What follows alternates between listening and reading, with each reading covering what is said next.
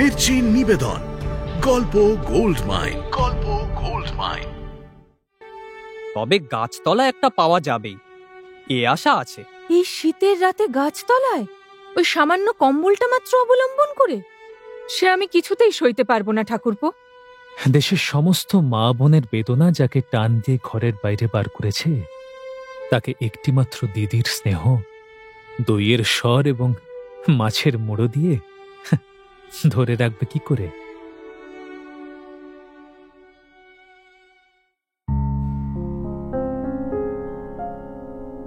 মির্চি গল্প গোল্ড মাইনে আপনাকে স্বাগত। মণিমাণিক্যে ভরা বাংলা সাহিত্যের কিছু কালোজয়ী উপন্যাস ও গল্প দিয়ে সাজানো আমাদের এই মির্চি গল্প গোল্ড মাইন। শুনছেন কথাশিল্পী শরৎচন্দ্র চট্টোপাধ্যায়ের ক্লাসিক উপন্যাস শ্রীকান্ত। পাটনা থেকে রাজলক্ষ্মীর সঙ্গে বীরভূমের অজানা গ্রাম গঙ্গামাটির উদ্দেশ্যে রওনা দিয়েছে শ্রীকান্ত। রাজলক্ষ্মীর পুরনো অনুচর রতনের কাছে এই গঙ্গামাটি সম্বন্ধে যা শুনল শ্রীকান্ত, তার কোনো কথাই ভালো নয়। কিন্তু যাওয়া ছাড়া উপায়ও নেই তার। সাঁইথিয়ায় ট্রেন থেকে নেমে শ্রীকান্তকে যখন খেতে দিচ্ছিল রাজলক্ষ্মী, এক নবীন সাধুর আগমন ঘটল। তাকেও খাবার দিতে দিতে রাজলক্ষ্মী হঠাৎ বলে বসল, আচ্ছা সাধুজি, আপনি বাড়ি থেকে পালিয়েছেন কতদিন?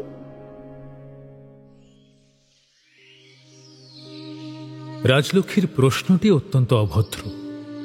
চেয়ে দেখলাম রাজলক্ষ্মীর মুখে হাসি নেই বটে, কিন্তু যে পিয়ারির মুখখানি আমি প্রায় ভুলে গিয়েছিলাম, এখন রাজলক্ষ্মীর দিকে চেয়ে চোখের নিমেষে আবার তাকেই মনে পড়ে গেল। সেই পুরনো দিনের সমস্ত সরসতা তার চোখে মুখে কণ্ঠস্বরে যেন সজীব হয়ে ফিরে এসেছে। সাধু একটা ঢোক গিলে বললেন, আপনারে কৌতূহল সম্পূর্ণ অনাবশ্যক। রাজলক্ষ্মী লেশমাত্র ক্ষুণ্ণ হল না, ভালো মানুষটির মতো মাথা নেড়ে বলল, তা সত্যি, তবে একবার নাকি ভারী ভুগতে হয়েছে, তাই। এই বলে সে আমাকে লক্ষ্য করে বলল, হ্যাঁ গা, বলো তো তোমার সেই উট আর টাট্টু ঘোড়ার গল্পটি সাধুজিকে একবার শুনিয়ে দাও তো। আহা, ষাট ষাট, কে বুঝি বাড়িতে নাম করছে। সাধুজি বোধহয় হাসি চাপতে গিয়েই একটা বিষম খেলেন। এতক্ষণ আমার সঙ্গে একটা কথাও হয়নি।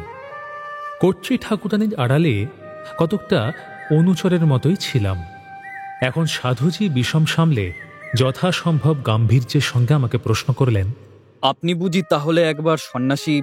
আমার মুখে লুচি ছিল, বেশি কথার জো ছিল না, তাই ডান হাতে 4টে আঙুল তুলে ধরে ঘাড় নেড়ে জানালাম, একবার নয়, একবার নয়। এবার সাধুজির গাম্ভীর্য আর বজায় রইল না। সে এবং রাজলক্ষ্মী দুজনেই খিলখিল করে হেসে উঠল। হাসি থামলে সাধু বললেন, ফিরলেন কেন? লুচির ডেলাটা তখনও গিলতে পারিনি, শুধু রাজলক্ষ্মীকে দেখিয়ে দিলাম। রাজলক্ষ্মী তর্জন করে উঠল, বলল, তাই বই কি? আচ্ছা, একবার না হয় আমারই জন্য, তাও ঠিক সত্যি নয়, আসলে ভয়ানক অসুখে পড়েই, কিন্তু আর 3বার। সেও প্রায় কাছাকাছি, মশার কামড়ে। ওটা কিছুতেই চামড়ায় সইল না।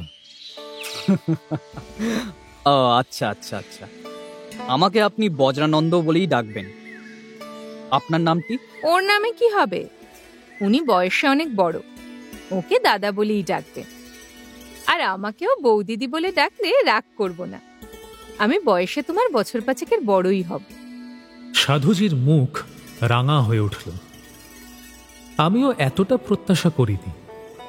বিস্ময়ে চেয়ে দেখলাম, এ সেই পিয়ারি, সেই স্বচ্ছ সহজ স্নেহাতুরা আনন্দময়ী, সেই যে আমাকে কোনো মতেই শ্মশানে যেতে দিতে চায়নি এবং কিছুতেই রাজ সংসর্গে টিকতে দিল না।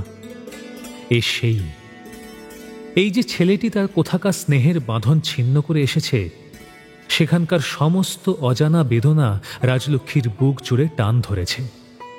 কোনো মতে একে সে আবার গৃহে ফিরিয়ে আনতে চায়। সাধু বেচারা লজ্জার ধাক্কাটা সামলে নিয়ে বলল, দেখুন, দাদা বলতে আমার তত আপত্তি নেই, কিন্তু আমাদের সন্ন্যাসীদের ওসব বলে ডাকতে নেই। নেই কেন? দাদার বউকে সন্ন্যাসীরা কিছু মাসি বলেও ডাকে না, পিসি বলেও ডাকে না। ও ছাড়া আমাকে তুমি আর কি বলে ডাকবে শুনি? ছেলেটি নিরুপায় হয়ে শেষে সলজ্জ হাসি মুখে বলল, আচ্ছা বেশ, 6-7 ঘন্টা আরো আছি আপনার সঙ্গে। এর মধ্যে যদি দরকার হয় তো তাই বলেই ডাকবো। তাহলে ডাকো না একবার। দরকার হলে ডাকবো বলেছি, মিছিমিছি ডাকাটা কি উচিত নয়। রাজলক্ষ্মী তার পাতে আরো গোটা চারেক সন্দেশ ও বরফি দিয়ে বলল, বেশ, তাহলেই আমার হবে। কিন্তু নিজের দরকারে যে কি বলে তোমাকে ডাকবো ঠাউরে পাচ্ছি নে। ওকে তো ডাকতুম সন্ন্যাসী ঠাকুর বলে, সে আর হয় না, গুলিয়ে যাবে। তোমাকে না হয় ডাকবো সাধু ঠাকুরপো বলে, কি বলো? সাধুজি আর তর্ক করলেন না, অতিশয় গাম্ভীর্যের সঙ্গে বললেন, বেশ, তাই ভালো। তিনি এদিকে যাই হন, দেখলাম আহারাদির ব্যাপারে তাঁর রসবোধ আছে। পশ্চিমের উৎকৃষ্ট মিষ্টান্নের তিনি কদর বোঝেন এবং কোনোটির কিছুমাত্র অমর্যাদা করলেন না। একজন সযত্নে পরম স্নেহে একটির পর একটি দিয়ে যেতে লাগলেন এবং আরেকজন নিঃশব্দে নিঃসংকোচে গলাধ্যকরণ করে যেতে লাগলেন। আমি কিন্তু উদ্বিগ্ন হয়ে উঠলাম। মনে মনে বুঝলাম, সাধুজি আগে যাই করুন, সম্প্রতি এরূপ উপাদেয় ভোজ্য এত অপর্যাপ্ত পরিমাণে সেবা করবার সুযোগ করে উঠতে পারেননি। কিন্তু দীর্ঘকালের ত্রুটি একটা বেলার মধ্যে সংশোধন করবার চেষ্টা করতে দেখলে দর্শকের পক্ষে ধৈর্য রক্ষা করা অসম্ভব হয়ে ওঠে। সুতরাং রাজলক্ষ্মী আরও গোটা কয়েক পেঁড়া এবং বরফি সাধুজির পাতে দিতেই অজ্ঞাতসারে আমার নাক এবং মুখ দিয়ে একসঙ্গে এত বড় একটা দীর্ঘ নিঃশ্বাস বার হয়ে এলো যে রাজলক্ষ্মী এবং তার নতুন কুটুম্ব দুজনেই চমকে উঠলেন। রাজলক্ষ্মী আমার মুখের দিকে চেয়ে তাড়াতাড়ি বলে উঠল, তুমি রোগা মানুষ, তুমি উঠে হাত মুখ ধোগে না, আমাদের সঙ্গে বসে থাকবার দরকার কি?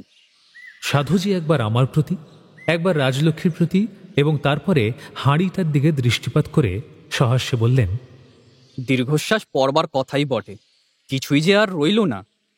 আরো অনেক আছে। বলে আমার দিকে ক্রুদ্ধ দৃষ্টি নিক্ষেপ করল।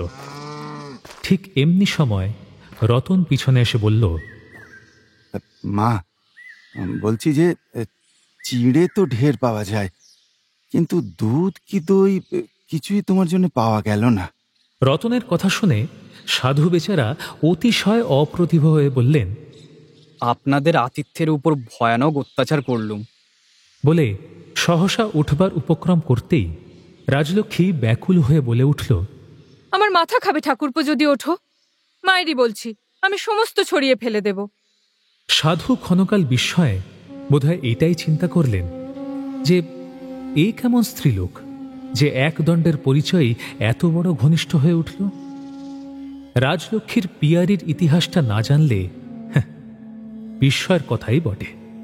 তারপরে তিনি একটুখানি হেসে বললেন, আমি সন্ন্যাসী মানুষ, খেতে আমার কিছুই বাঁধে না, কিন্তু আপনারও তো কিছু খাওয়া চাই।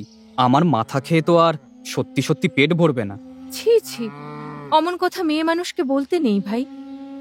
আমি এসব খাই নে, আমার সহ্য হয় না। চাকরদের খাবার ঢের আছে, আজ রাতটা বই তো নয়। যা হোক, এক মুঠো চিনেটিরে খেয়ে একটু জল খেলেই আমার চলে যাবে। কিন্তু খিদে থাকতে তুমি যদি উঠে যাও, তাহলে তাও আমার খাওয়া হবে না ঠাকুরপো। বিশ্বাস না হয় ওকে জিজ্ঞেস করো। বলে সে আমাকে আপিল করল। কাজেই এতক্ষণে আমাকে কথা বলতে হলো। বললাম, এ যে সত্যি সে আমি হলপ নিয়ে বলতে রাজি আছি সাধুজি। মিথ্যে তর্ক করে লাভ নেই ভায়া। পুরো হাঁড়িটা উপর না হওয়া পর্যন্ত সেবাটা যেমন চলছে চলুক, নইলে ও আর কোনো কাজেই আসবে না। খাবারটা ট্রেনে এসেছে, সুতরাং অনাহারে মারা গেলেও ওকে তার এক বিন্দু খাওয়ানো যাবে না। এটা ঠিক কথা। কিন্তু এসব খাবার তো গাড়িতে ছোঁয়া যায় না। সে মীমাংসা আমি এতদিনে শেষ করে উঠতে পারলাম না ভায়া। আর তুমি কি এক আসনে নিষ্পত্তি করতে পারবে? তার চেয়ে বরঞ্চ কাজ সেরে উঠে পড়ো। নইলে সূর্যি ডুব দিলে হয়তো ছিঁড়ে জলও গলা দিয়ে গলবার পথ পাবে না। বলি ঘন্টা কয়েক আরো তো তুমি সঙ্গে আছো, শাস্ত্রের বিচার পারো তো পথে যেতে যেতেই বুঝিও, তাতে কাজ না হোক অন্তত অকাজ বাড়বে না। এখন যা হচ্ছে তাই চলুক। তাহলে সমস্ত দিনই উনি কিছুই খাননি? না, তাছাড়া কালো কি নাকি একটা ছিল, শুনছি দুটো ফলমূল ছাড়া কালো আর কিছু ওর মুখে যায়নি। রতন পিছনেই ছিল, ঘাড় নেড়ে কি যেন একটা বলতে গিয়ে বোধহয় মনিবের গোপন চোখের ইঙ্গিতে হঠাৎ থেমে গেল। সাধু রাজলক্ষ্মীর প্রতি চেয়ে বললেন, আচ্ছা, এতে আপনার কষ্ট হয় না? প্রত্যুত্তরে সে শুধু হাসল, কিন্তু আমি বললাম, সেটা চোখে দেখে বা অনুমান করে কোনোটাতেই জানা যাবে না। তবে চোখে যা দেখেছি তাতে আরো দু একটা দিন বোধহয় যোগ করা যেতে পারে। তুমি দেখেছো চোখে? কখনো না। এর আমিও জবাব দিলাম না। সাধুজিও আর কোনো প্রশ্ন করলেন না। বেলার দিকে লক্ষ্য করে নীরবে ভোজন শেষ করে গাত্রোত্থান করলেন। রতন এবং সঙ্গে দুজনের আহার শেষ হতে বেলা গেল। রাজলক্ষ্মী নিজের ব্যবস্থা কি করল সে সেই জানে। আমরা গঙ্গামাটির উদ্দেশ্যে যখন যাত্রা করলাম তখন সন্ধ্যা হয়ে গেছে। ত্রয়োদশীর চাঁদ তখনও উজ্জ্বল হয়ে ওঠেনি, কিন্তু অন্ধকারও কোথাও কিছু ছিল না। মাল বোঝাই গাড়ি দুটো সকলের পেছনে, রাজলক্ষ্মীর গাড়ি মাঝখানে ও আমার গাড়িটা ভালো বলে সকলের আগে। সাধুজিকে ডেকে বললাম, ভায়া, হাঁটার তো আর কমতি নেই, আজকের মতো না হয় আমার এটাতেই পদার্পণ করো না। সঙ্গেই তো রইলেন, না পারলে না হয় উঠেই বসবো, কিন্তু এখন একটু হাঁটি। সাধুর কথা শুনতে পেয়ে রাজলক্ষ্মী নিজের গাড়ি থেকে মুখ বাড়িয়ে বলল, তাহলে আমার বডিগার্ড হয়ে চলো ঠাকুরপো, তোমার সঙ্গে দুটো কথা কইতে কইতে যাই। এই বলে এসে সাধুজিকে নিজের গাড়ির কাছে ডেকে নিল। সামনেই আমি। মাঝে মাঝে গাড়ি, গরু ও গাড়োয়ানের সম্মিলিত উপদ্রবে তাদের আলাপের কিছু কিছু অংশ থেকে বঞ্চিত হলেও অধিকাংশই শুনতে শুনতে গেলাম। বাড়ি তোমার এদিকে নয়, আমাদের দেশের দিকেই, সে তোমার কথা শুনেই বুঝতে পেরেছি। কিন্তু আজ কোথায় চলেছ সত্যি বলো তো ভাই? গোপালপুরে।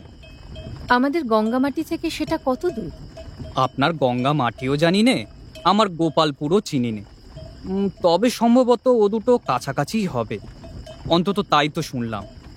তাহলে এত রাতে গ্রামই বা কি করে ঠাউরাবে? যার ওখানে যাচ্ছ তার বাড়িই বা কি করে খুঁজে পাবে?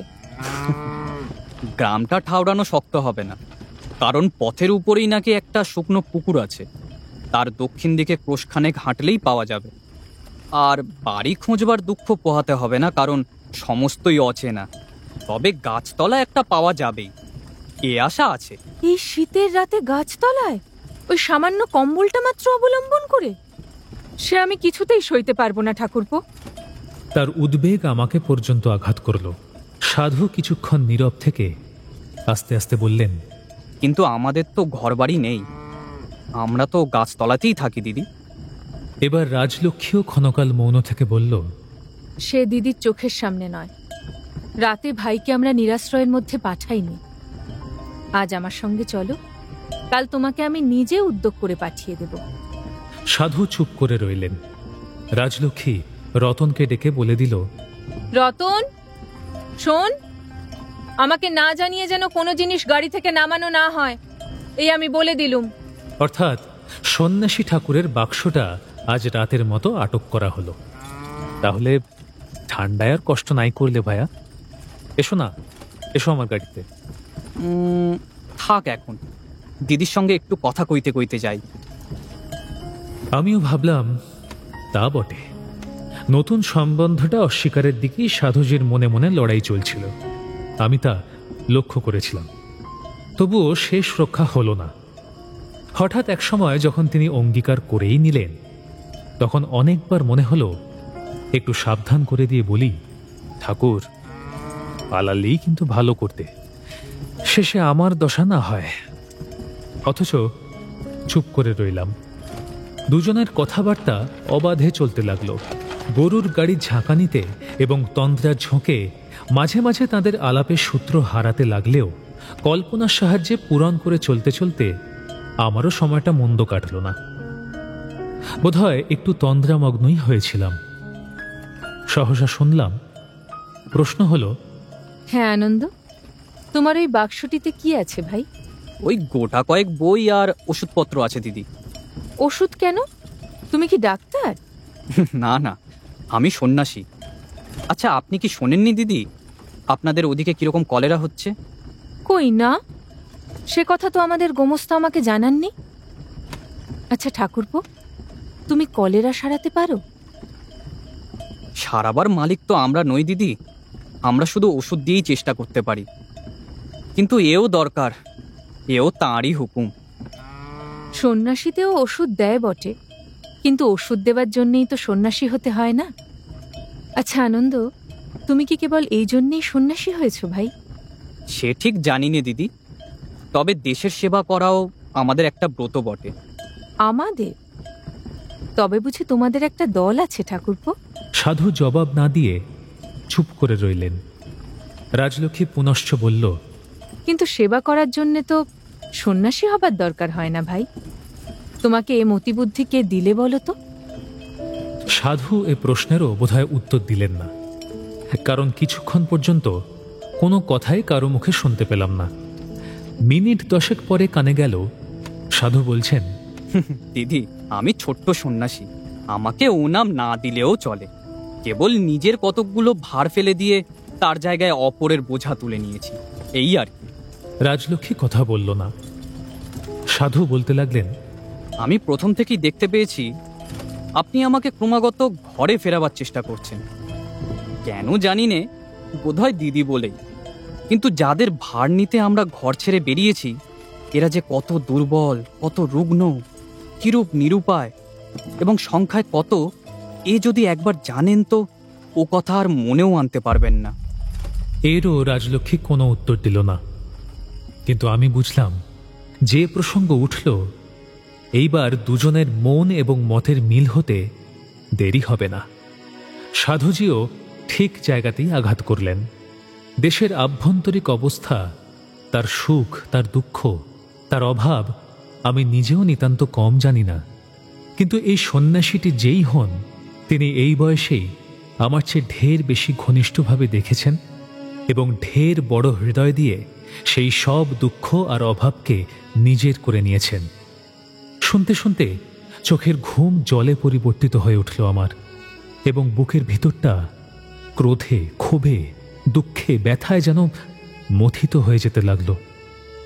ও গাড়ির অন্ধকার কোণে একাকী বসে রাজলক্ষ্মী একটা প্রশ্নও করল না, একটা কথাতেও কথা যোগ করল না। তার নীরবতায় সাধুজি কি ভাবলেন তা তিনিই জানেন। কিন্তু এই একান্ত স্তব্ধতার পরিপূর্ণ অর্থ আমার কাছে গোপন রইল না। দেশ বলতে যেখানে দেশে 14 আনা নরনারী বাস করেন, সেই পল্লীগ্রামের কাহিনী সাধু বলে যেতে লাগলেন।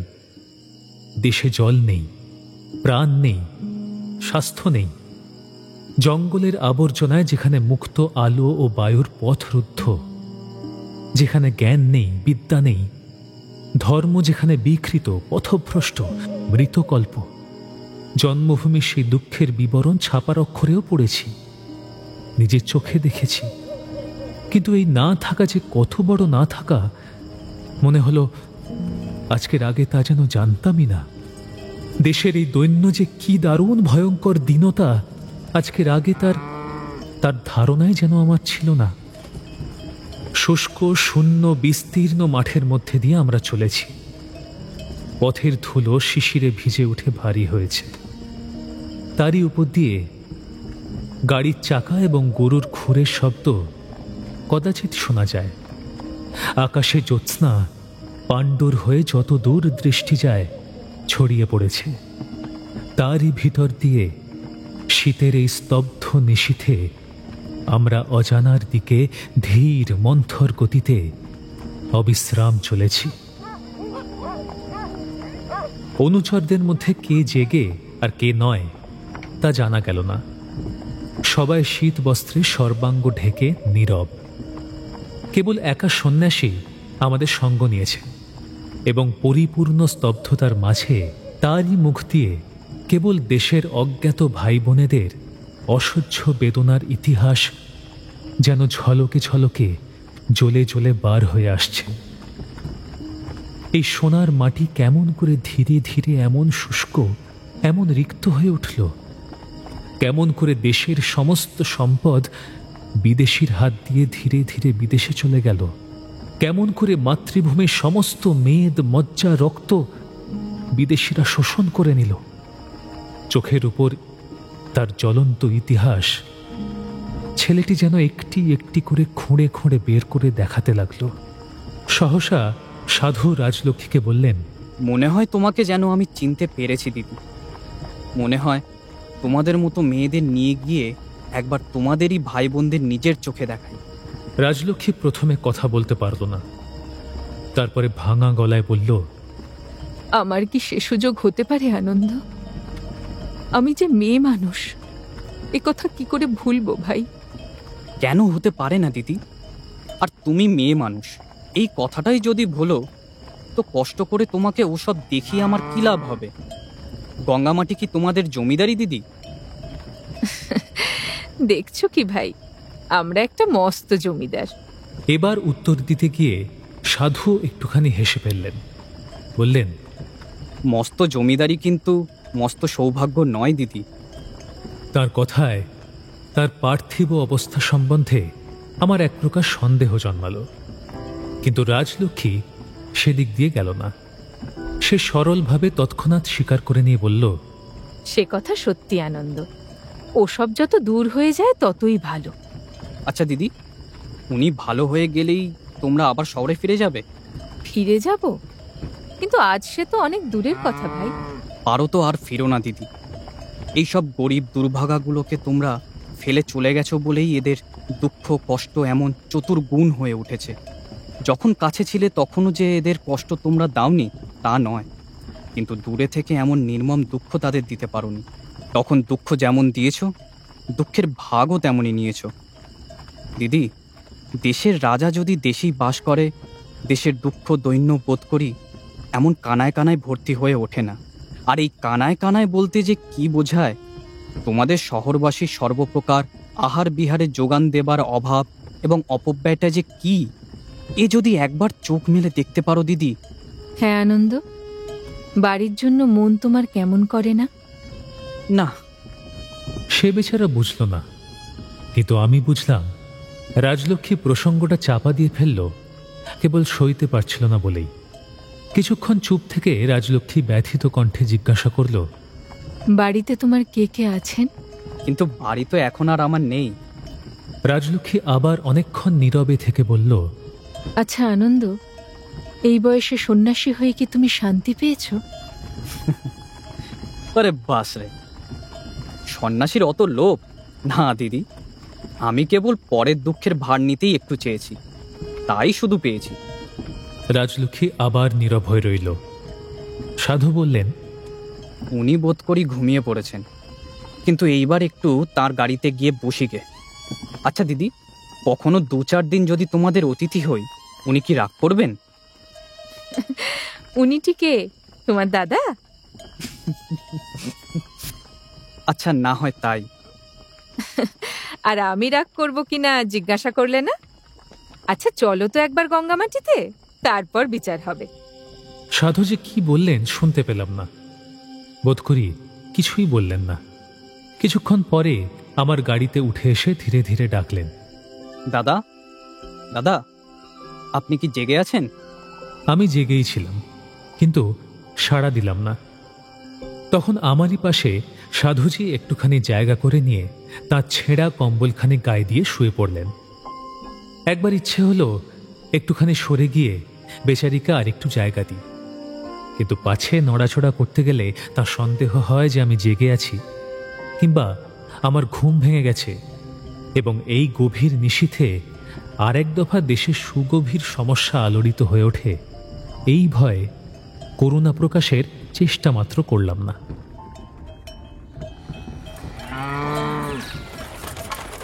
গঙ্গামাটিতে গাড়ি কখন ঢুকেছিল আমি জানতে পারিনি। জানলাম যখন গাড়ি এসে থামল আমাদের নতুন বাড়ির দোরগোড়ায়। তখন সকাল হয়েছে। গোটাচারে গোযানের বিবিধ এবং বিচিত্র কোলাহলে চতুর্দিকে ভিড় বড় কম জমেনি। রতনের কল্যাণে আগেই শুনেছিলাম এটা নাকি মুখ্যত ছোট জাতির গ্রাম। দেখলাম রাগ করে কথাটা সে নিতান্ত মিথ্যে বলেনি। এই শীতের ভোরেও ৫০-৬০টি নানা বয়সের ছেলে মেয়ে উলঙ্গ এবং অর্ধ উলঙ্গ অবস্থায় বোধহয় এইমাত্র ঘুম ভেঙে তামাশা দেখতে জমা হয়েছে। পিছনে বাপ মায়ের দলও কিছুকি মারছে। তাদের আকৃতি ও পোশাক পরিচ্ছদে এদের কৌলিন্য সম্বন্ধে আর যার মনে যাই থাক, রতনের মনের মধ্যে বোধহয় সংশয়ের বাষ্পও রইল না। তার ঘুম ভাঙা মুখ এক নিমেষেই বিরক্তি ও ক্রোধে ভীমরুলে চাকের মতন ভীষণ হয়ে উঠল। কর্ত্রীকে দর্শন করবার অতি ব্যগ্রতায় গোটা কয়েক ছেলে মেয়ে ঘেঁষে এসেছিল। রতন এমন একটা বিকট ভঙ্গি করে তাদের তাড়া করল যে গাড়োয়ান দুজন সামনে না থাকলে সেইখানেই একটা রক্তারক্তি কাণ্ড ঘটত। রতন কিছু মাত্র লজ্জা পেল না, আমার দিকে চেয়ে বলল, যত সব ছোট জেতের মরণ! দেখছেন বাবু, দেখছেন ছোট লোক বেটাতে রাসপর্দা যেন রদ্দল দেখতে এসেছে। আমাদের মতো সব ভদ্রলোক কি এখানে থাকতে পারে বাবু? এক্ষুনি সব ছোঁয়াছুঁই করে একাকার করে দেবে। ছোঁয়াছুঁই কথাটা সর্বাগ্রে কানে গেল রাজলক্ষ্মীর।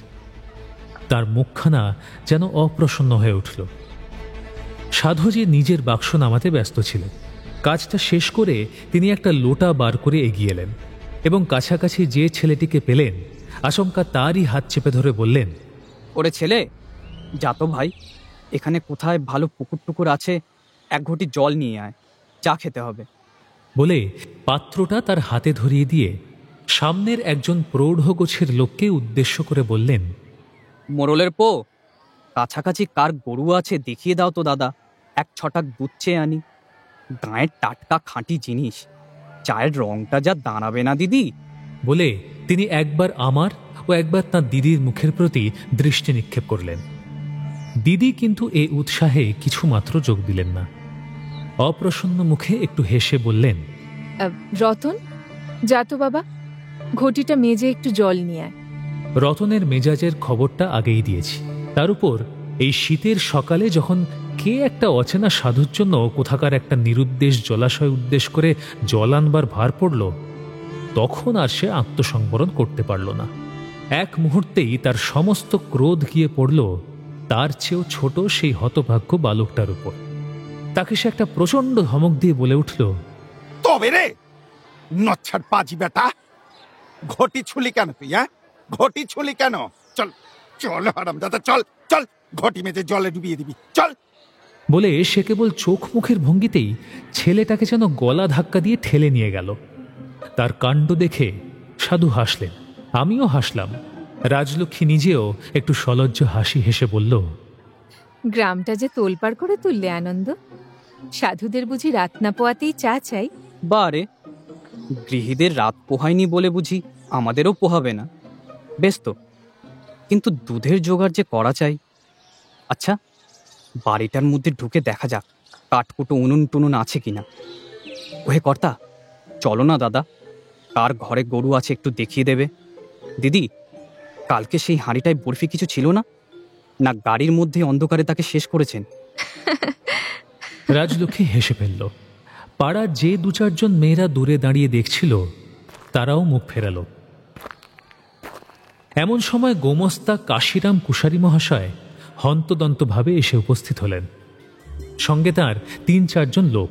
কারো মাথায় ঝুড়ি ভরা শাকসবজি ও তরিতরকারি, কারো হাতে ঘটি ভরা দুধ, কারো হাতে দধির ভাণ্ড, কারো হাতে একটা বৃহদায়তন রোহিত মৎস্য। রাজলক্ষ্মী তাকে প্রণাম করল। তিনি আশীর্বাদের সঙ্গে সঙ্গে এই সামান্য একটু বিলম্বের জন্য বহুবিধ কৈফিয়ত দিতে লাগলেন। লোকটিকে আমার ভালো বলেই মনে হলো। বয়স ৫০-এর ওপর, কিছুটা রোগা, দাড়িগোঁফ কামানো, রংটি ফর্সার দিকেই। আমি তাকে নমস্কার করলাম, তিনিও প্রতি নমস্কার করলেন। কিন্তু সাধুজি এসব প্রচলিত ভদ্রতার ধার দিয়েও গেলেন না। তিনি তরকারির ঝুড়িটা স্বহস্তে নামিয়ে নিয়ে তাদের পুঙ্খানুপুঙ্খরূপে বিশ্লেষণ করে বিশেষ প্রশংসা করলেন। দুধ যে খাঁটি সে বিষয়ে নিঃসংশয় মত দিলেন এবং বড় সড় রুই মাছটির ওজন কত তা অনুমান করে এর আস্বাদ সম্বন্ধে উপস্থিত সকলকেই আশ্বান্বিত করে তুললেন। এই সাধু মহারাজের শুভাগমন সম্বন্ধে গোমস্তা মহাশয় আগে কোনো সংবাদ পাননি, ফলে তিনি কৌতূহলী হয়ে উঠলেন। রাজলক্ষ্মী বলল, সন্ন্যাসী দেখে ভয় পাবেন না কুশারি মশাই, ওটি আমার ভাই। আর বারবার গেরুয়া ছাড়ানো যেন আমার একটা কাজ হয়ে উঠেছে। রাজলক্ষ্মীর কথাটা সাধুজির কানে গেল। তিনি তখনই বললেন, এ কাজটা তত সহজে হবে না দিদি। বলেই আমার দিকে কটাক্ষে চেয়ে তিনি একটুখানি হাসলেন। এর অর্থ আমিও বুঝলাম, রাজলক্ষ্মীও বুঝল। সে কিন্তু কেবল একটু মুখ টিপে হেসে বলল, সে দেখা যাবে। বাড়ির ভিতরে ঢুকে দেখা গেল কুশারি মহাশয় বন্দোবস্ত বড় মন্দ করেননি। অত্যন্ত তাড়াতাড়ি বলে তিনি নিজে সরে গিয়ে পুরনো কাছারি বাড়িটিকেই কিছু কিছু সংস্কার এবং পরিবর্তন করে দিব্য বাস করার উপযুক্ত করে তুলেছেন। ভিতরে রান্না এবং ভাঁড়ার ঘর ছাড়া শোবার ঘর দুটি। ঘরগুলি মাটির, খড় দিয়ে ছাওয়া, কিন্তু বেশ উঁচু এবং বড়। বাইরে বসবার ঘরখানাও চমৎকার পরিপাটি। উঠোন প্রশস্ত, পরিষ্কার এবং মাটির প্রাচীর দিয়ে ঘেরা। একধারে একটি ছোট কূপ এবং তারই একটু দূরে গোটা 2-3 টগর ও শেফালি গাছ। আরেকদিকে অনেকগুলি ছোট বড় তুলসী গাছের সারি এবং গোটা চারেক জুঁই ও মল্লিকা ফুলের ঝাড়। সবশুদ্ধ জায়গাটা দেখে যেন তৃপ্তি বোধ হল। সকলের চেয়ে উৎসাহ দেখা গেল সন্ন্যাসী ভাইয়ের। যা কিছু তার চোখে পড়ল তাতেই উচ্চকণ্ঠে আনন্দ প্রকাশ করতে লাগলেন, যেন এমন আর কখনো তিনি দেখেননি। আমি হইচই না করলেও মনে মনে খুশিই হয়েছিলাম। রাজলক্ষ্মী তার ভাইয়ের জন্য রান্নাঘরে চা তৈরি করছিল। অতএব মুখের ভাব তার চোখে দেখা গেল না বটে, কিন্তু মনের ভাব তার কারো অজানা ছিল না। কেবল দলে ভিড়ল না রতন। সে মুখখানা তেমনই ভারী করেই একটা খুঁটি ঠেস দিয়ে নিঃশব্দে বসে রইল। চা প্রস্তুত হল। সাধুজি কালকের অবশিষ্ট মিষ্টান্ন যোগে পেয়ালা 2 চা নিঃশব্দে পান করে উঠলেন এবং আমাকে বললেন, চলুন না, গ্রামখানা একবার দেখে আসা যাক। বাঁধটাও তো দূরে নয়, অমনি স্নানটাও সেরে আসা যাবে। দিদি, আসুন না, জমিদারি পরিদর্শন করে আসবেন। বোধহয় ভদ্রলোক বড় কেউ নেই, লজ্জা করবার বিশেষ আবশ্যক হবে না। সম্পত্তিটি কিন্তু বেশ ভালো, দেখে লোভ হচ্ছে। তা জানি, সন্ন্যাসীদের স্বভাবই ওই। আমাদের সঙ্গে পাচক, ব্রাহ্মণ এবং আরও একজন চাকর এসেছিল। তারা রান্নার আয়োজন করছিল। রাজলক্ষ্মী বলল, না মহারাজ, অমন টাটকা মাছের মুড়ো তোমাকে দিয়ে ভরসা হয় না। নিয়ে এসে রান্নাটা আমিই চড়িয়ে দেব। এই বলে সে আমাদের সঙ্গে যাবার উদ্যোগ করতে লাগল। এতক্ষণ পর্যন্ত রতন কোনো কথায় বা কাজে যোগদান করেনি। আমরা বেরোচ্ছি এমন সময় সে অত্যন্ত ধীর গম্ভীর স্বরে বলল, মা, ওই যে বাঁধ না পুকুর কি একটা পোড়া দেশের লোকে বলে, ওতে যেন আপনি নামবেন না। ভয়ানক জোঁক আছে, এক একটা নাকি 1 হাত করে। রতনের মুখে জোঁকের কথা শুনে মুহূর্তে রাজলক্ষ্মীর মুখ ভয়ে পাংশু হয়ে গেল। বলিস কি রতন, এদিকে কি বড্ড জোঁক নাকি? আগে হ্যাঁ মা, তাই তো শুনে এলুম। আগে হ্যাঁ, শুনে এলে বই কি, বেটা নাপতে ভেবে ভেবে আচ্ছা ফন্দি বার করেছে। রতনের মনের ভাব এবং জাতির পরিচয় সাধু আগেই সংগ্রহ করেছিলেন। হেসে বললেন, দিদি, ওর কথা শুনবেন না, আসুন। যোগ আছে কিনা সে পরীক্ষা না হয় আমাদের দিয়েই হয়ে যাবে। তার দিদি কিন্তু আর 1 পা এগোলেন না। জোঁকের নামে একেবারে অচল হয়ে বললেন, আমি বলি, আজ না হয় থাক আনন্দ। নতুন জায়গা, বেশ না জেনে শুনে অমন দুঃসাহস করা ভালো হবে না। রতন, তুই না হয় ওঠ বাবা, এইখানেই 2 ঘড়া জল কুয়ো থেকে তুলে দে। আর শোনো, তুমি রোগা মানুষ, তুমি যেন আর কোথাকার কোন জলে নিয়ে এসো না। বাড়িতেই 2 ঘটি জল মাথায় দিয়ে আজকের মতো নিরস্ত হও। আর আমি কি এত অবহেলার দিদি যে আমাকেই কেবল সেই জোঁকের পুকুরে পাঠিয়ে দিচ্ছেন? কথাটা বেশি কিছু না, কিন্তু এইটুকুতেই রাজলক্ষ্মীর দুই চোখ যেন হঠাৎ ছলছল করে উঠল।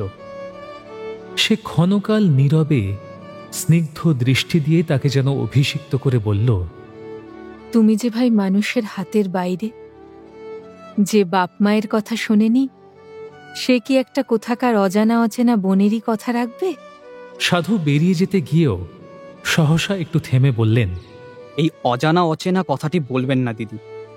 আপনাদের সবাইকে চিনব বলেই তো ঘর ছেড়ে আসা, নইলে আমার কি দরকার ছিল বলুন তো? এই বলে তিনি একটু দ্রুত পদেই বার হয়ে গেলেন এবং আমিও পিছু পিছু তাঁর সঙ্গ নিলাম। দুজনে এইবার বেশ করে ঘুরে ফিরে গ্রামখানাকে দেখে নিলাম। গ্রামখানা ছোট এবং আমরা যাদের ছোট জাত বলি তাদেরই। বস্তুত ঘর দুই বারুজীবী এবং এক ঘর কর্মকার ছাড়া গঙ্গামাটিতে জলাচরণীয় কেউ নেই। সমস্তই ডোম এবং বাউরিদের বাস। বাউরিরা বেতের কাজ এবং মজুরি করে এবং ডোমেরা চাঙ্গারি, কুলা, চুপড়ি প্রভৃতি প্রস্তুত করে পোড়া মাটি গ্রামে বিক্রয় করে জীবিকা নির্বাহ করে। গ্রামের উত্তর দিকে যে জল নিকাশের বড় নালা আছে তারই ওপারে পোড়া মাটি।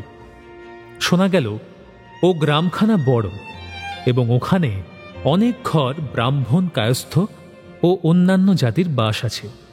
আমাদের কুশারী মহাশয়ের বাড়িও ওই পোড়া মাটিতেই, কিন্তু পরের কথা পরে হবে। আপাতত নিজের গ্রামের যে অবস্থা চোখে দেখা গেল তাতে দৃষ্টি জলে ঝাপসা হয়ে এলো। বেচারীরা ঘরগুলিকে প্রাণপণে ছোট করতে ত্রুটি করেনি, তবুও এত ক্ষুদ্র গৃহ, যথেষ্ট খড় দিয়ে ছাইবার মতো খড়ও এই সোনার বাংলাদেশে তাদের ভাগ্যে জোটেনি। 1 ছটাক জমি জায়গা প্রায় কারও নেই। কেবলমাত্র চাঙ্গারি, চুপড়ি হাতে বুনে এবং জলের দামে গ্রামান্তরে সৎ গৃহস্থের কাছে বিক্রি করে কি করে যে এদের দিনপাত হয় আমি তো ভেবে পেলাম না। তবুও এমন করেই এই অসুচি অস্পৃশ্যদের দিন চলছে এবং হয়তো এমনি করেই এদের চিরদিন চলে গেছে, কিন্তু কোনোদিন কেউ খেয়াল মাত্র করেনি। কিন্তু সাধু যে আমার মুখের দিকে লক্ষ্য করছিলেন তা আমি জানতাম না। তিনি হঠাৎ বললেন, দাদা, এই হচ্ছে দেশের সত্যিকার ছবি, কিন্তু মন খারাপ করবার দরকার নেই। আপনি ভাবছেন এসব বুঝি এদের অহরহ দুঃখ দেয়, কিন্তু তা মোটেই নয়। মানে? আমাদের মতো যদি সর্বত্র ঘুরে বেড়াতেন দাদা, তাহলে বুঝতেন আমি প্রায় সত্যি কথাটাই বলেছি। দুঃখটা বাস্তবিক কে ভোগ করে দাদা? মন তো। কিন্তু সেবেলায় কি আমরা আর এদের রেখেছি? বহুদিনের অবিশ্রাম চাপে একেবারে নিংড়ে বার করে দিয়েছি। এর বেশি চাওয়াকে এখন নিজেরাই এরা অন্যায় স্পর্ধা বলে মনে করে। বাহ রে বাহ, কি কলই না আমাদের বাপ পিতামহরা ভেবে ভেবে আবিষ্কার করে গিয়েছিলেন। এই বলে সাধু নিতান্ত নিষ্ঠুরের মতোই হা হা করে হাসতে লাগলেন। আমি কিন্তু সে হাসিতে যোগ দিতে পারলাম না এবং তার কথাটারও ঠিক অর্থ গ্রহণ করতে না পেরে মনে মনে লজ্জিত হয়ে উঠলাম। এবছর ফসল ভালো হয়নি। জলের অভাবে হেমন্তের ধানটা প্রায় 8 আনা রকম শুকিয়ে গিয়ে ইতিমধ্যেই অভাবের হাওয়া বইতে শুরু করেছিল। সাধু বললেন, দাদা, যে ছলেই হোক, ভগবান যখন আপনাকে আপনার প্রজাদের মধ্যে ঠেলে পাঠিয়েছেন তখন হঠাৎ আর পালাবেন না। অন্তত এ বছরটা কাটিয়ে যাবেন। বিশেষ কিছু যে করতে পারবেন তা ভাবিনি, তবে চোখ দিয়েও প্রজার দুঃখের ভাগ নেওয়া ভালো। তাতে জমিদারি করার পাপের বোঝাটা কত হালকা হয়। আমি মনে মনে কেবল দীর্ঘশ্বাস ফেলে ভাবলাম, জমিদারি এবং প্রজা আমারই বটে। কিন্তু আগেও যেমন জবাব দিইনি, এবারও তেমনই নীরব হয়ে রইলাম। ক্ষুদ্র গ্রাম প্রদক্ষিণ করে স্নান সেরে যখন ফিরে এলাম তখন বেলা 12টা বেজে গেছে। কাল অপরাহ্নের মতো আজও আমাদের দুজনকে খেতে দিয়ে রাজলক্ষ্মী একপাশে বসল। সমস্ত রান্না সে নিজে রেঁধেছে, সুতরাং মাছের মুড়ো ও দধির স্বর সাধুর পাতেই পড়ল। সাধু বৈরাগী মানুষ, কিন্তু সাত্ত্বিক এবং অসাত্ত্বিক, নিরামিষ এবং আমিষ কিছুতেই তার কিছুমাত্র বিরাগ দেখা গেল না, বরঞ্চ এরকম উদ্দাম অনুরাগের পরিচয় দিলেন যা ঘোর সাংসারিকের পক্ষেও দুর্লভ। রান্নার ভালো মন্দের সমজদার ব্যক্তি বলেও যেমন আমার খ্যাতি ছিল না, আমাকে বোঝাবার দিকেও রাঁধুনির কোনো আগ্রহ প্রকাশ পেল না। সাধুর তাড়া নেই, অত্যন্ত ধীরে সুস্থে আহার করতে লাগলেন। চিবোতে চিবোতে বললেন, দিদি, সম্পত্তিটি সত্যিই ভালো, ছেড়ে যেতে মায়া হয়। ছেড়ে যেতে তো তোমাকে আমরা সাজছি নে ভাই। সন্ন্যাসী ফকিরকে কখনো এত প্রশ্রয় দেবেন না দিদি, ঠকবেন। তা সে যাই হোক, গ্রামটি বেশ, কোথাও একজন এমন চোখে পড়ল না যার জল ছোঁয়া যায়। এমন একটা ঘর দেখলাম না যার চালে এক আঁটি আস্ত খড় আছে, যেন ঋষিদের আশ্রম। আশ্রমের সঙ্গে অস্পৃশ্য গৃহগুলির একদিক দিয়ে যে উৎকট সাদৃশ্য ছিল, সেই কথা মনে করে রাজলক্ষ্মী একটু ক্ষীণ হাসি হেসে আমাকে বলল, শুনলুম সত্যিই নাকি এ গাঁয়ে কেবল ছোট জাতের বাস, এক ঘটি জলের প্রত্যাশাও কারো কাছে নেই। বেশি দিন দেখছি থাকা চলবে না। সাধু একটু হাসলেন, আমি কিন্তু নীরব হয়ে রইলাম। কারণ রাজলক্ষ্মীর মতো করুণাময়ীও কোন সংস্কারের মধ্যে দিয়ে এত বড় লজ্জার কথা উচ্চারণ করতে পারল, আমি তা জানতাম। সাধুর হাসি আমাকে স্পর্শ করল, কিন্তু বিদ্ধ করল না। তাই কথা বললাম না সত্যি, তবুও আমার মন এই রাজলক্ষ্মীকেই উদ্দেশ করে ভিতরে ভিতরে বলতে লাগল, লক্ষ্মী, মানুষের কর্মই কেবল অস্পৃশ্য ও অসুচি হয়, মানুষ হয় না। না হলে পিয়ারি কিছুতেই আজ আবার লক্ষ্মীর আসনে ফিরে এসে বসতে পারত না। আর সে কেবল সম্ভব হয়েছে এই জন্য যে মানুষকে কেবলমাত্র মানুষের দেহ বলে কোনোদিন ভুল করিনি। সে পরীক্ষা আমার ছেলেবেলা থেকে বহুবার হয়ে গিয়েছে, অথচ এসব কথা মুখ ফুটে তাকে বলবার জো নেই, বলবার প্রবৃত্তিও আমার আর নেই। দুজনে খাওয়া দাওয়া শেষ করে উঠলাম। রাজলক্ষ্মী আমাদের পান দিয়ে বোধহয় নিজেও কিছু খেতে গেল, কিন্তু আন্দাজ ঘণ্টাখানেক পরে ফিরে এসে সে নিজেও যেমন সাধুজিকে দেখে আকাশ থেকে পড়ল, আমিও তেমনই বিস্মিত হলাম। দেখি ইতিমধ্যে কখন তিনি বাইরে গিয়ে একটি লোক সংগ্রহ করে এনেছেন এবং ওষুধের সেই ভারী বাক্সটা তার মাথায় তুলে দিয়ে নিজেও যাওয়ার জন্য প্রস্তুত হয়ে দাঁড়িয়েছেন। কাল এই কথাই ছিল বটে, কিন্তু আজ তা আমরা একেবারেই ভুলেছিলাম।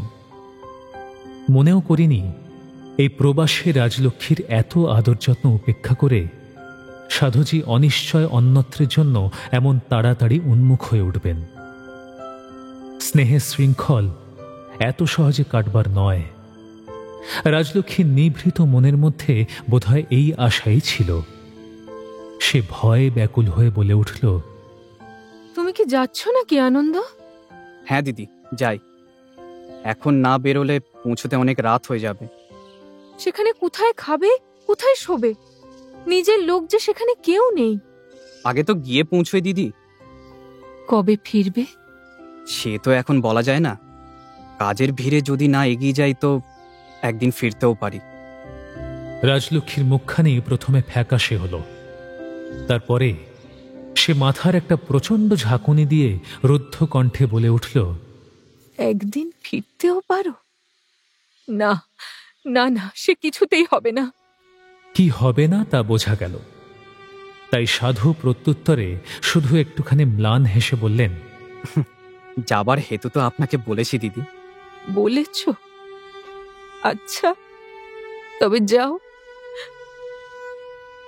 এই বলে রাজলক্ষ্মী প্রায় কেঁদে ফেলে সবেগে ঘরের মধ্যে গিয়ে প্রবেশ করল। ক্ষণকালের জন্য সাধুজি স্তব্ধ হয়ে গেলেন। তারপরে আমার দিকে চেয়ে লজ্জিত মুখে বললেন, আমার যাওয়া যে বড় দরকার। জানি, এর বেশি আর কিছু বলবার ছিল না, কারণ আমি অনেক দেখে জেনেছি স্নেহের গভীরতা কিছুতেই সময়ের কম বেশি দিয়ে মাপা যায় না। এই বস্তুটা কাব্যের জন্য কবিরা কেবল শূন্য কল্পনাই করেননি, সংসারে তা সত্যিই ঘটে। তাই একের যাওয়ার প্রয়োজনও যতখানি সত্যি, অপরের আকুল কণ্ঠের একান্ত নিষেধটাও ঠিক ততখানি সত্যি কিনা এ নিয়ে আমার মনের মধ্যে বিন্দু পরিমাণও সংশয়ের উদয় হল না। আমি অত্যন্ত সহজেই বুঝলাম এই নিয়ে রাজলক্ষ্মীকে হয়তো অনেক ব্যথাই ভোগ করতে হবে। আমি চললাম। ওদিকের কাজ যদি মেটে তো হয়তো আবার আসব, কিন্তু এখন এ কথা জানাবার দরকার নেই। বেশ, তাই হবে। সাধুজি কি একটা বলতে গিয়ে ঘরের দিকে চেয়ে হঠাৎ একটা নিঃশ্বাস ফেলে একটু হাসলেন। তারপরে ধীরে ধীরে বললেন, আশ্চর্য দেশ এই বাংলাদেশটা। এর পথে ঘাটে মা বোন, সাধ্য কি এদের এড়িয়ে যাই। এই বলে তিনি আস্তে আস্তে বার হয়ে গেলেন। কথাটা শুনে আমারও দীর্ঘ নিঃশ্বাস পড়ল। মনে হল তাই বটে, দেশের সমস্ত মা বোনের বেদনা যাকে টান দিয়ে ঘরের বাইরে বার করেছে, তাকে একটিমাত্র দিদির স্নেহ, দইয়ের স্বর এবং মাছের মোড়ো দিয়ে ধরে রাখবে কি করে। সাধুজি তো স্বচ্ছন্দে চলে গেলেন। তার বিরহ ব্যথাটা রতনের কিরকম বাজল অবশ্য জিজ্ঞাসা করা হয়নি। সম্ভবত মারাত্মক তেমন কিছু হবে না, কিন্তু একজন তো দেখলাম কেঁদে গিয়ে ঘরে ঢুকলেন, এবং তৃতীয় ব্যক্তি রইলাম আমি। লোকটার সঙ্গে পুরোপুরি 24 ঘন্টাও ঘনিষ্ঠতা হয়নি, তবুও আমারও মনে হতে লাগল আমাদের এই অনারধ্য সংসারের মাঝখানে তিনি যেন মস্ত বড় একটা ছিদ্র করে দিয়ে গেলেন। তবুও মানুষের মনের চঞ্চলতা যেন বিরাম নেই। বাইরের ঘরে একটা তাকিয়া ঠেস দিয়ে একা বসে আছি। কত কি যে এলোমেলো ভাবনা আনাগোনা করছে তার সংখ্যা নেই। সামনের প্রাঙ্গণতলে আলোর দীপ্তি ধীরে ধীরে ম্লান হয়ে আসন্ন রাতের ইঙ্গিতে অন্যমনস্ক মনটাকে মাঝে মাঝে এক একটা চমক দিয়ে যাচ্ছে। সেই সময় পাশের দরজাটা খুলে রাজলক্ষ্মী ঘরে এলো। তার চোখ দুটো সামান্য একটু রাঙা, একটু যেন ফুলো ফুলো। ধীরে ধীরে আমার কাছে এসে বসে বলল, ঘুমিয়ে পড়েছিলাম। আশ্চর্য কি, যে ভার যে শ্রান্তি তুমি বয়ে বেড়াচ্ছ, আর কেউ হলে তো ভেঙেই পড়তো, আর আমি হলে তো দিন রাতের মধ্যে চোখ খুলতেই পারতাম না। কুম্ভকর্ণে নিদ্রা দিতম। কিন্তু কুম্ভকর্ণের ম্যালেরিয়া ছিল না। যাই হোক, তুমি তো দিনের বেলায় ঘুমোওনি। না, কিন্তু এখন ঘুম পাচ্ছে, হয়তো একটু ঘুমোবো। কারণ কুম্ভকর্ণের যে ম্যালেরিয়া ছিল না, এমন কথাও বাল্মীকি মুনি কোথাও লিখে যাননি। ঘুমোবে এই অবেলায়? রক্ষে করো তুমি। জ্বর কি তাহলে আর কোথাও বাকি থাকবে? সেসব হবে না। আচ্ছা, যাবার সময় আনন্দ কি আর কিছু তোমাকে বলে গেল? কিরকম কথা তুমি আশা করো? এই যেমন কোথায় কোথায় যাবে, কিংবা... আমি জানি এই কিংবাটাই রাজলক্ষ্মীর আসল প্রশ্ন। বললাম, কোথায় কোথায় যাবেন তার এক প্রকার আভাস দিয়ে গেছেন, কিন্তু এই কিংবাটা সম্বন্ধে কিছুই বলে যাননি। আমি তো তার ফিরে আসার বিশেষ কোনো সম্ভাবনা দেখিনি। রাজলক্ষ্মী চুপ করে রইল, কিন্তু আমি কৌতূহল সংবরণ করতে পারলাম না। জিজ্ঞাসা করলাম, আচ্ছা, এই লোকটিকে কি তুমি বাস্তবিক চিনেছ? আমাকে যেমন একদিন চিনতে পেরেছিলে? সে আমার মুখের দিকে ক্ষণকাল চুপ করে থেকে বলল, না। সত্যি বলো, কখনো কোনোদিন কি দেখনি? তোমার কাছে আমি সত্যি করতে পারবো না। অনেক সময় আমার বড় ভুল হয়। তখন অপরিচিত লোককেই মনে হয় কোথায় যেন তাকে দেখেছি। তার মুখ যেন আমার অত্যন্ত চেনা, কেবল কোথায় দেখেছি সেইটাই মনে করতে পারিনি। আনন্দকেও হয়তো কখনো দেখে থাকবো। তারপর কিছুক্ষণ নিঃশব্দে বসে থেকে আস্তে আস্তে বলল, আজ আনন্দ চলে গেল বটে, কিন্তু যদি সে কখনো ফিরে আসে তো তার বাপ মায়ের কাছে আবার একদিন তাকে ফিরিয়ে দেব। এ তোমাকে আমি নিশ্চয় বলছি। এত বড় একটা সিদ্ধান্ত নিয়ে ফেলল রাজলক্ষ্মী, কেন? আনন্দকে সে বারবার ঘরে ফেরাবার জন্য উতলা হচ্ছে কেন? রাজলক্ষ্মী কি সত্যি সফল হবে এই কাজে? আর এই গঙ্গামাটি গ্রামে কেমন কাটবে রাজলক্ষ্মী শ্রীকান্তর আগামী দিনগুলো? শ্রীকান্তর অভিজ্ঞতার ঝুলিতে নতুন কি যুক্ত হতে চলেছে গঙ্গামাটিতে?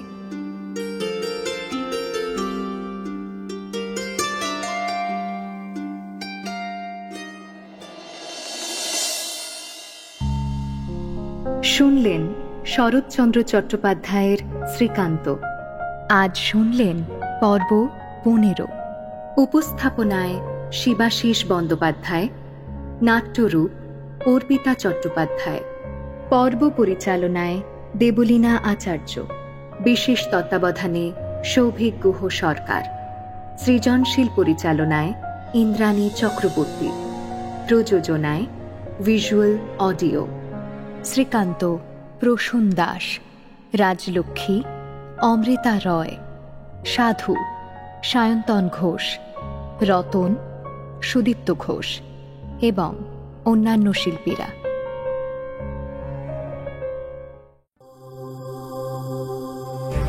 মির্চি নিবেদন, গল্প গোল্ড মাইন। গল্প গোল্ড মাইন।